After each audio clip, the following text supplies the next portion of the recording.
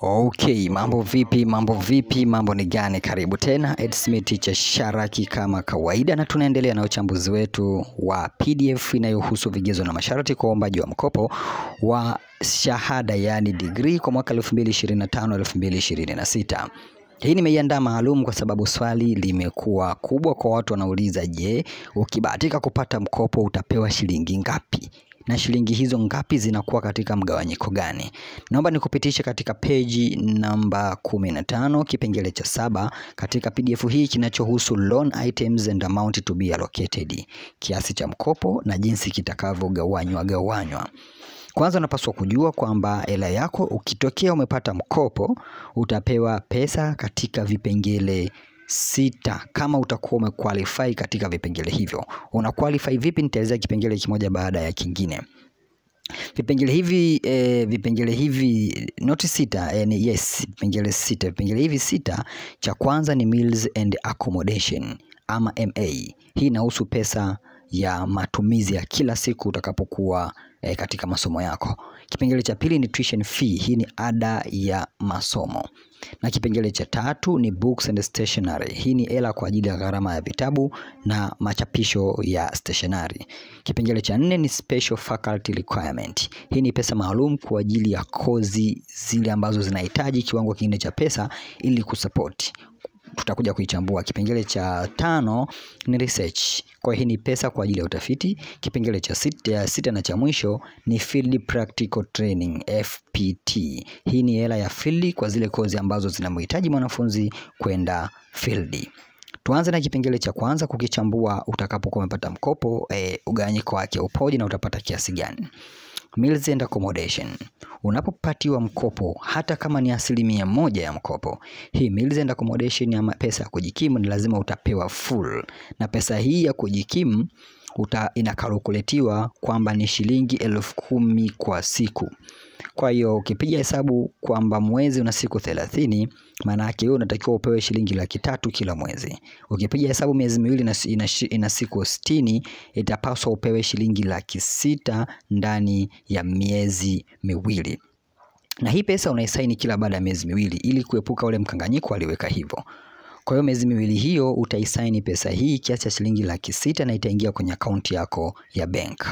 Miezi hii imegawanyika katika installment 4, 2 za semester ya kwanza na 2 za semester ya pili.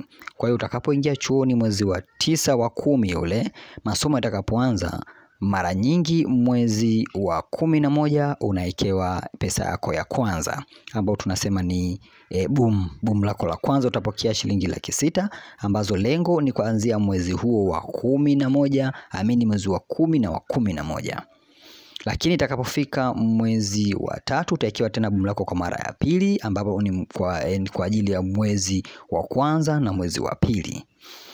Utakapofungua, maana hapo mtafunga break ndogo, na mtakapofungua mwezi wa 3 break nyingine, utapokea tena boom lako lingine kwa ajili ya mwezi wa 3 na wa 4. Alafu pili utapokea tena kwa ajili ya mwezi wa 5 na wa 6 kuelekea wa 7, ambapo mtafunga semester kubwa na kusubiri kuanza mwaka mwingine wa masomo. Kwa hiyo mgawanyiko wake unaenda kwa namna hiyo. Kama una swali utadondosha kwenye comment. Ya pili ni tuition fee ambapo inaitwa TP. Pesa hii ni gharama ya ada ya chuo ambacho umechaguliwa.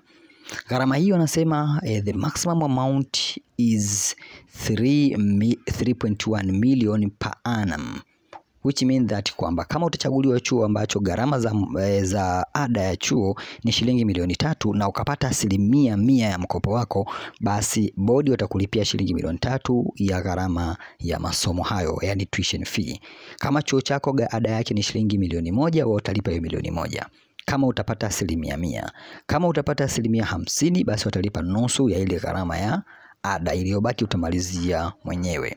Hii huwa wanalipa wao. Muda gani? Mtafahamishwa mtakapokuwa chuoni.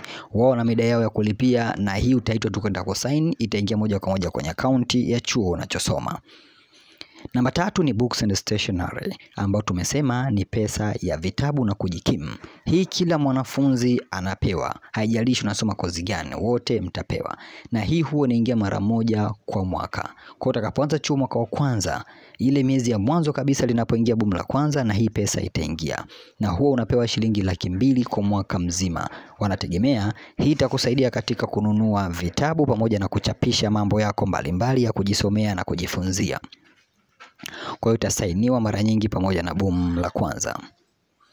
Kitu kingine ni special faculty requirement, ambayo hii ni pesa maalum kwa ajili ya kozi na watu maalum. Sasa hii ina masomo yake.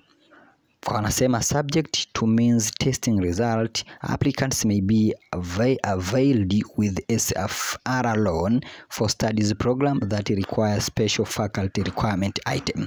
Kwa zipo kozi ambazo zinahitaji pesa hii ya special faculty. Si zote, mtakapofika chuoni mtajulishwa ni kozi gani, au we mwenyewe utaona katika kozi yako kama inahitaji hiyo pesa ama haihitaji. Kama inahitaji, huwa una viasi vyao ambavyo wanatoa kulingana na kozi husika, ndio maana hawajaweka wazi ni kiasi gani wanatoa. Jambo la 7 ni research. Kuna baadhi ya kozi zinahitaji watu waende uwandani, waende kwenye maeneo kwa ajili ya kufanya utafiti. Hii research unatolewa kwa sababu research hufanyika mwisho wa semester. Mfano umesoma mpaka mwisho, sasa unataka ukamilishe somo lako la research kwa kufanya utafiti wa jambo ambalo umelisomea, basi bodi itakupa shilingi 500,000 kwa ajili ya research. Hii research wanaipigia hesabu ya kwamba body may provide a loan of research expenses to the maximum shilingi 500,000 in a selected field of health sciences, engineering, agriculture and land sciences. Loan to cover research expenses for other programs may be provided to a maximum shilingi 100,000 in the final year of study. Kwa hiyo kuna kozi kama nilizosema hapo za kisayansi pamoja na engineer, kilimo na kadhalika, hizi wanatoa mpaka kufikia shilingi 500,000 kulingana na gharama ya research husika. Lakini kwa program zinginezo ambazo hufanyika research kila mwisho wa mwaka, wanatoa shilingi 100,000 kwa ajili ya research.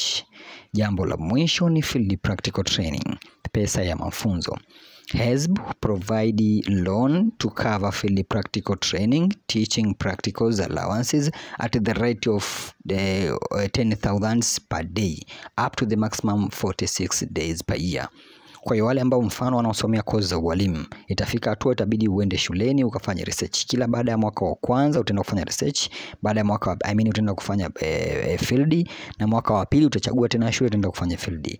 Kwa hiyo wao wanapigia siku za kazi 56, na kila siku atakulipa shilingi 10,000 kwa ajili ya field. Kwa hiyo kama utakoma siku zote 56 kwenda kufanya field, maana yake utapokea kiasi cha shilingi 500,000 na 60,000. Na mara nyingi huwa ni miezi miwili field, si ndio?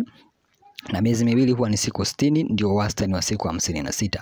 Kwa utapokea shilingi hiyo 500,000 na 60 kwa ajili ya field, na utachagua shule ama eneo la kwenda kufanyia hiyo field practical training yako. Huo ndio mgawanyo mzima wa kiasi cha pesa katika mwaka huu 2025-2026 na namna utakavyozipokea. Naendelea kuruhusu maswali kupitia comment hapo chini, nami nitajua ni kitu gani nimekisahau, basi nije nikitolee ufafanuzi katika PDF hii ya mwongozo wa utoaji wa mikopo kwa wanafunzi wa elimu ya juu, especially wanafunzi wa shahada kwa mwaka wa masomo 2025-2026. Kumbuka, hivi vitu huwa vinabadilika kila mwaka na mwaka, ndio maana kuna haja ya kuipitia hii na kuielewa sana kama walivyosisitiza. Asante, endelea kusubscribe, tunaendelea na uchambuzi katika vipengele vinavyofuata.